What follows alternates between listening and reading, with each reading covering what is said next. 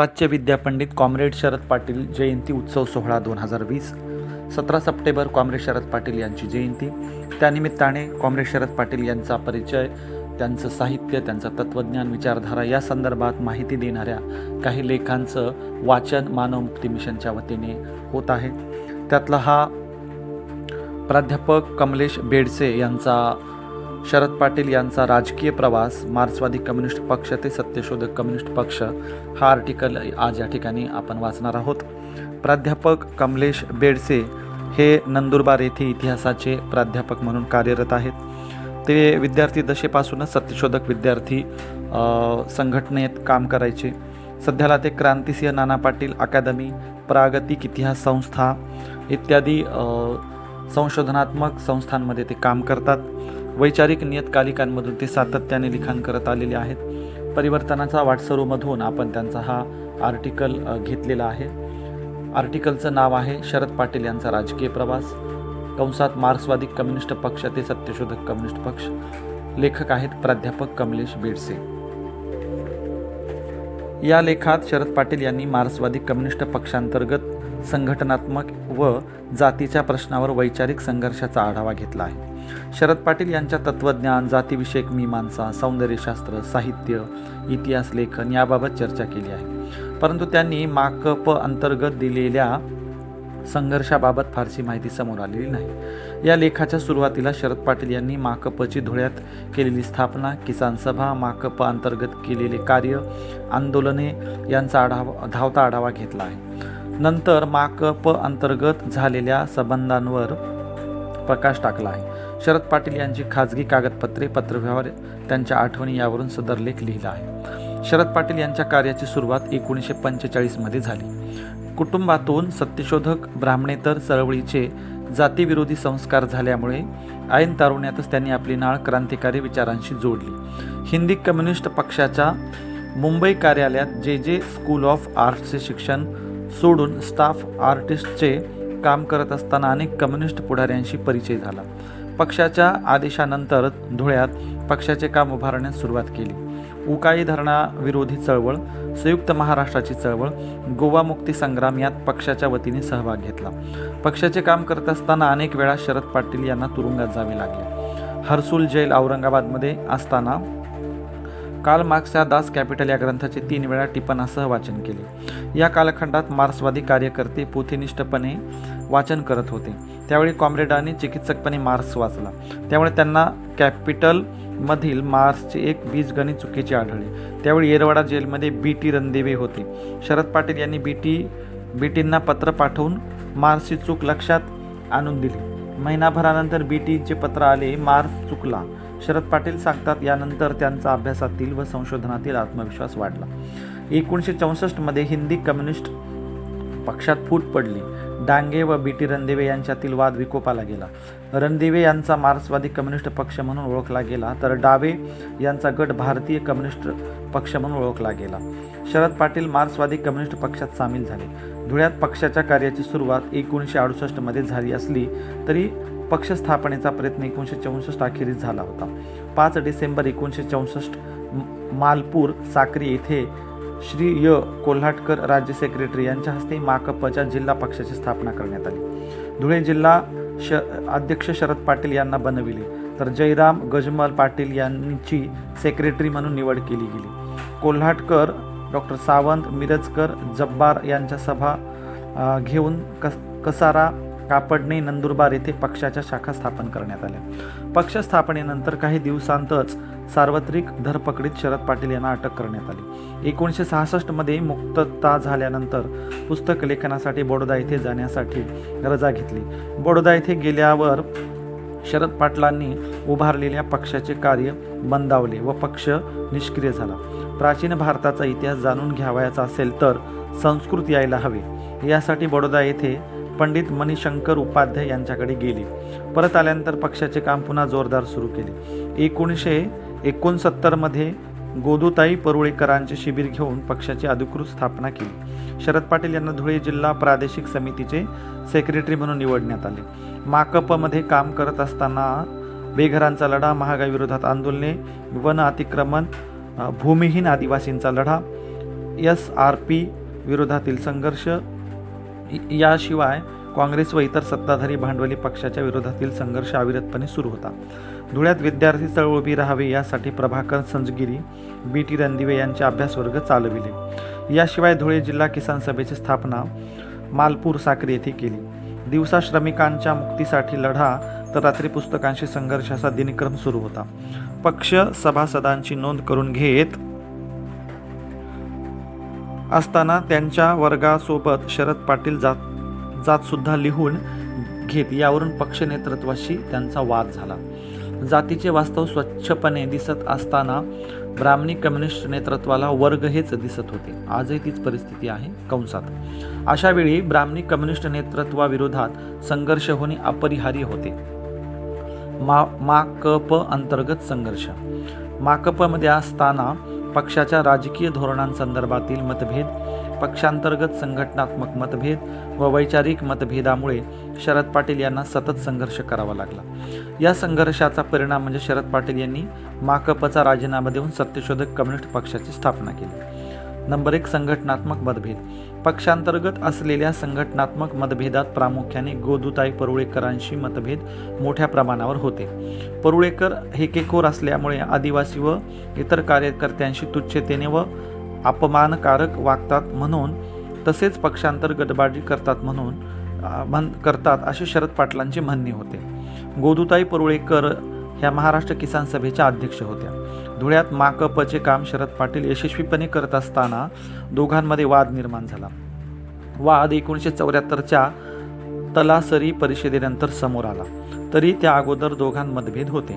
परुळेकरांनी 1973 साली फकीरराव डावखर यांना वगळून भिका पाटील या भ्रष्ट माणसाला उभे केले. परुळेकर गटबाजी करतात असा आरोप डावखर यांनी केला होता. त्यामुळे डावखरांना डावलले होते. त्यावेळी पाटलांनी मेन स्ट्रीममधील लेखात चांदवडची परंपरा माकपची जागा जनता पक्षाला दिली अशी टीका केली. डावखर हे किती योग्य उमेदवार होते, त्यांना डावलल्यामुळे पक्षाचे किती नुकसान झाले याची सविस्तर चर्चा शरद पाटलांनी केली आहे. आदिवासींना हिंदू कोड बिल लावले पाहिजे, जेणेकरून आदिवासी स्त्रियांनाही आपल्या वडिलांच्या संपत्तीत वाटा मिळेल. सावित्रीबाई वसावे, अध्यक्ष धुळे जिल्हा श्रमिक महिला संघ यांच्या केससंदर्भात अंतिम स्टे मिळावा म्हणून कायदेमंत्री व राष्ट्रपती यांच्याकडे शिष्टमंडळ घेऊन जायचे अहिल्या रांगणेकरांनी कबूल केले होते, परंतु परुळेकरांच्या दबावामुळे गेल्या नाहीत. परुळेकरांनी शरद पाटलांच्या विरोधी भूमिका घेऊन सांगितले की हिंदू कोड बिल आदिवासींना लावल्यामुळे आदिवासी स्त्रियांचे नुकसान होईल. हिंदू कोड बिल आदिवासींना लागू केल्यास आदिवासी स्त्रियांना थोडी तरी मुक्ती मिळेल असा आशावाद शरद पाटलांना वाटत होता. तलासरी येथे झालेल्या महाराष्ट्र आदिवासी परिषद बाबत 1974 तीव्र मतभेद झाले. शरद पाटलांनी कॉम्रेड परुळेकरांच्या वैचारिक भूमिकेला विरोध केला. आदिवासींची वेगळी जात जमात संघटना काढणे म्हणजे नव्या परिस्थितीत नव्या पद्धतीने जाती व्यवस्था विरोधी लढ्याला बगल देणे होय असे सांगितले. मतभेद असताना सुद्धा तलासरी परिषदेला साक्री, नवापूरहून 74 कार्यकर्ते पाठविले. शरद पाटलांनी राज्य सेक्रेटरी कोलटकर यांना कळविले. गोदूताई परुळेकरांच्या स्वभावाबद्दल अनेक तक्रारी, पण अधिकार व वय यामुळे यांच्याकडे कानाडोळा केला जातो. धुळे जिल्ह्याचे प्रतिनिधी तलासरी परिषदेत बोलणाऱ्यांमध्ये व परिपक्वता या दोन्ही दृष्टीने आघाडीवर होते, पण गोदूताईंनी त्यांना प्रोत्साहन देणे तर दूरच त्यांची अडवणूक करून त्यांचा तेजोभंग करायचा शक्य तेवढा प्रयत्न केला.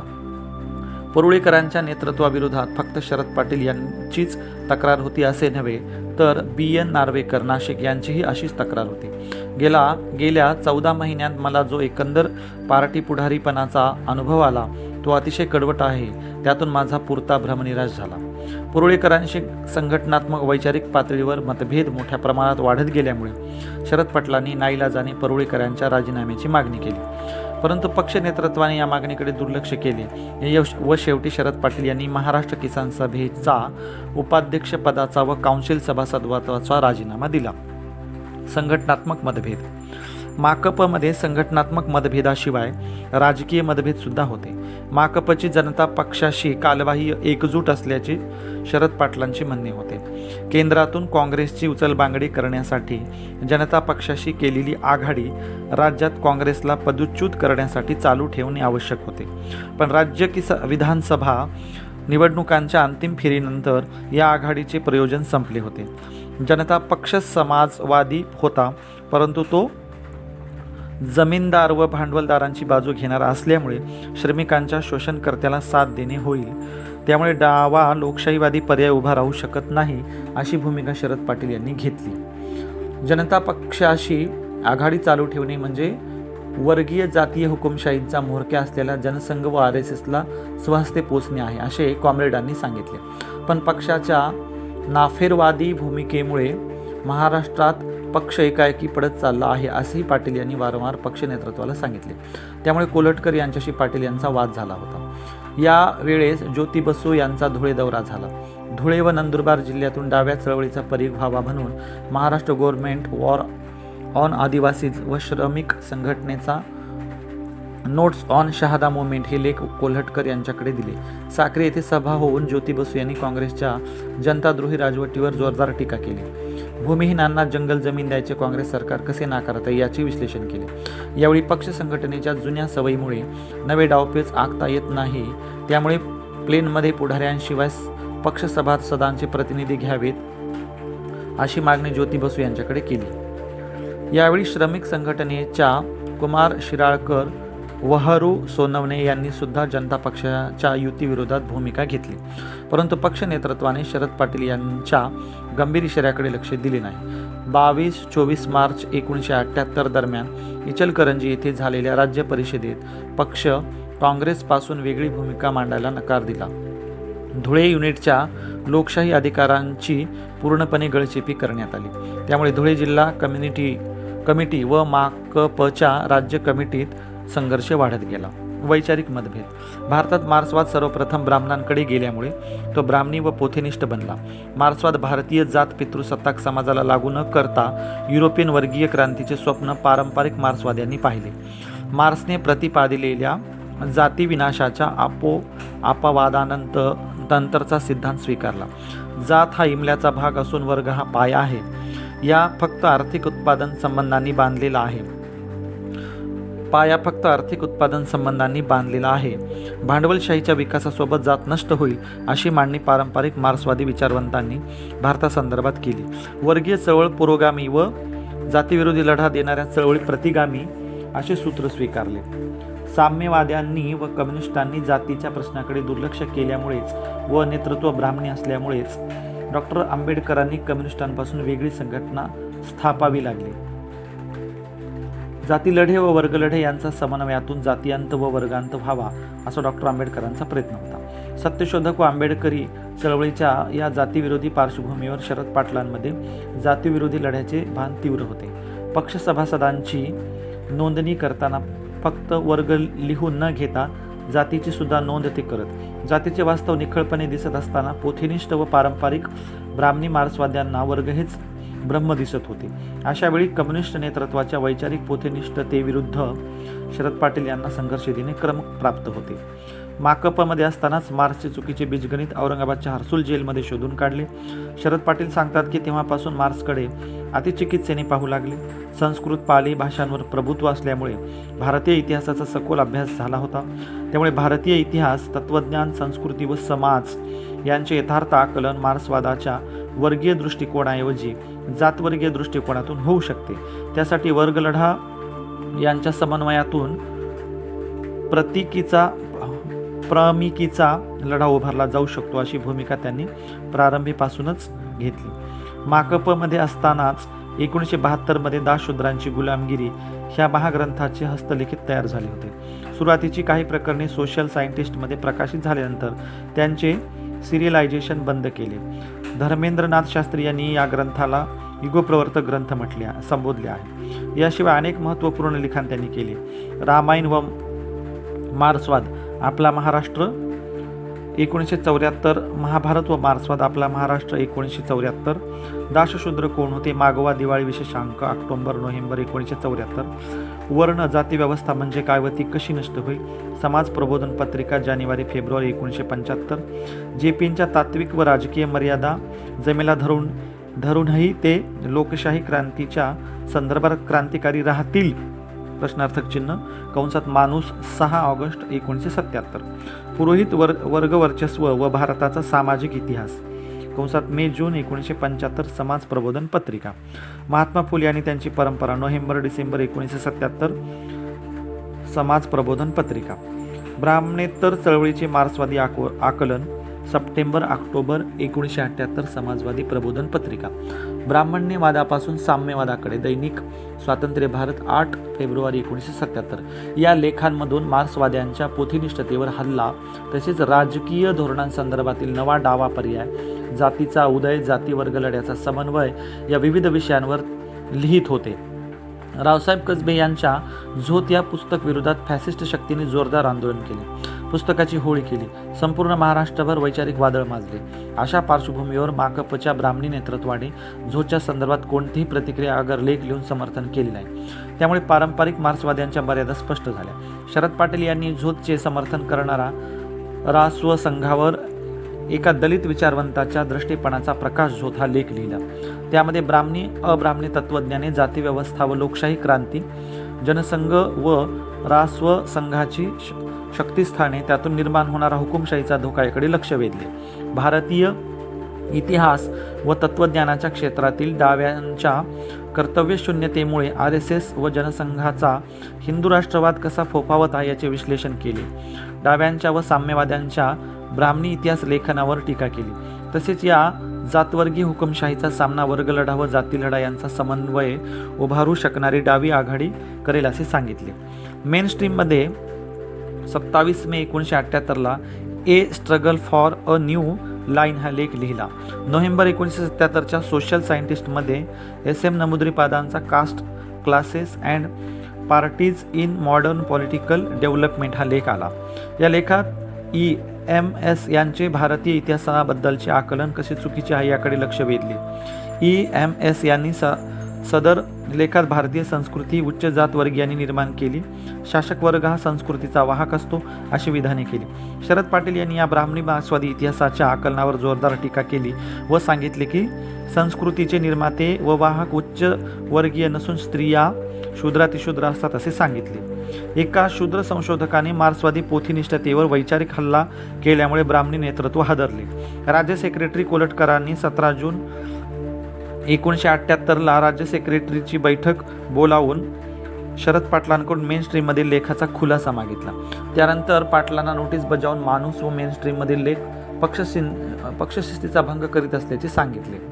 अशा प्रकारे ब्राह्मणी पोथीनिष्ठतेवर टीका करणाऱ्या व जातीलढ्या आणि वर्गलढ्याच्या समन्वयाची भूमिका स्वीकारणाऱ्या शरद पाटलांची अब्राह्मणी वैचारिक भूमिका पक्षशिस्तीच्या नावाखाली दडपण्याचा प्रयत्न केला गेला. सदर आरोपपत्राला शरद पाटील यांनी उत्तर देताना स्वतःवरील पक्षशिस्तीच्या भंगाच्या आरोपाचे खंडन केले व सांगितले की भारतीय जनतेचा लढा केवळ वर्गव्यवस्था उच्छेदापुरता मर्यादित राहणार नाही, तर जाती व्यवस्था उच्छेदापर्यंत त्याचा विस्तार होईल. फुलेंच्या सत्यशोधक आंदोलनाचे उच्च पातळीवर पुनरुज्जीवन होऊन या देशात वर्गव्यवस्था, जातीव्यवस्था व ही पुरुष विषमता या 3 बेड्या तोडायचा भारतीय श्रमिकांचा सर्वंकष मुक्तीसंग्राम सुरू होईल. तसेच आरोपपत्राला उत्तर देताना शेवटी सांगितले की मी केवळ माकपच्या प्रचलित राजकीय धोरणाविरुद्धच आवाज उठवला असे नाही, तर भारतीय इतिहास, तत्त्वज्ञान, संस्कृती व समाज यांच्या आकलनाबाबत साम्यवादी समाजवाद्यांनी परंपरागत वर्गवादी दृष्टिकोनाऐवजी वर्गीय जातीय दृष्टिकोन स्वीकारायचा संघर्ष उभारलेला आहे. हा संघर्ष संबंध डाव्या व लोकशाहीवादी चळवळीच्या दृष्टीने महत्त्वाचा असल्याचे आपण मला पक्षाबाहेर काढले तरी तो संघर्ष पक्षात व पक्षाबाहेर राहणार नाही. राजकीय संघटनात्मक व वैचारिक संघर्ष माकपा अंतर्गत तीव्र आहे. पक्षशिस्तीच्या नावाखाली मतभेद लोकशाहीवादी पद्धतीने मांडू न दिल्यामुळे शरद पाटील व धुळे जिल्हा युनिटने माकपचा राजीनामा दिला. या राजीनामा पत्रातच सत्यशोधक कम्युनिस्ट पक्षाच्या ॲड हॅक कमिटीची स्थापना केल्याचे जाहीर केले. त्यावेळी नजुबाई गावित, श्यामा देसाई, डोंगर बागुल इतर कॉम्रेडांनी राजीनामा दिला. सत्यशोधक कम्युनिस्ट पक्षाची स्थापना. मार्क्सवादी ब्राह्मणी नेतृत्वाशी मतभेद तीव्र झाल्यानंतर शरद पाटील यांनी सत्यशोधक कम्युनिस्ट पक्षाची 15 ऑक्टोबर 1978 पानखेड्याचा चिंचपाडा तालुका साक्री येथे केली. या स्थापना परिषदेत बुद्ध, मार्क्स, फुले आंबेडकर यांचे फोटो ठेवण्यात आले। या परिषदेला ग्राम स्वराज्य समिती, श्रमिक संघटना, संघर्ष वाहिनी यांचे प्रतिनिधी हजर होते। यावेळी धोरणात्मक निवेदनात पाटील म्हणाले की जाती व्यवस्थेची मूळ समजल्याशिवाय तो बरा करता येणार नाही, त्यामुळे तिचा उगम अंत स्थित्यांतर समजून घेणे आवश्यक आहे। जात वर्ग स्त्री दास्यांताच्या अंतासाठी डाव्या लोकशाहीवादी शक्तीची डावी आघाडी स्थापणार असल्याचे घोषित केले। पक्षासमोर भिक्षू संघाचा आदर्श ठेवला। नजुबाई गावित यांना अध्यक्ष तर सरचिटणीसपदी शरद पाटील यांची निवड करण्यात आली। या स्थापना परिषदेला सुमारे 500 कार्यकर्ते हजर होते। शरद पाटील यावेळी म्हणाले की या संघटनेला कम्युनिस्ट चळवळ पाखंडी ठरवेल। अशा प्रकारे शरद पाटील यांनी धुळे जिल्ह्यात माकपची स्थापना करून पोथीनिष्ठ ब्राह्मणी मार्क्सवाद विरोधात राजकीय संघटनात्मक व जातीच्या प्रश्नावर वैचारिक संघर्ष दिला। पक्षशिस्तीच्या नावाखाली जात वर्ग स्त्रीदास्यांताच्या अंतासाठीची अब्राह्मणिका भूमिका रोखणाऱ्या माकपचा राजीनामा देऊन सत्यशोधक कम्युनिस्ट पक्षाची स्थापना केली। धन्यवाद। हा आर्टिकल प्राध्यापक कमलेश बेडसे यांचा आहे। प्राध्यापक कमलेश बेडसे नंदुरबार येथे इतिहासाचे प्राध्यापक म्हणून कार्यरत आहेत। धन्यवाद।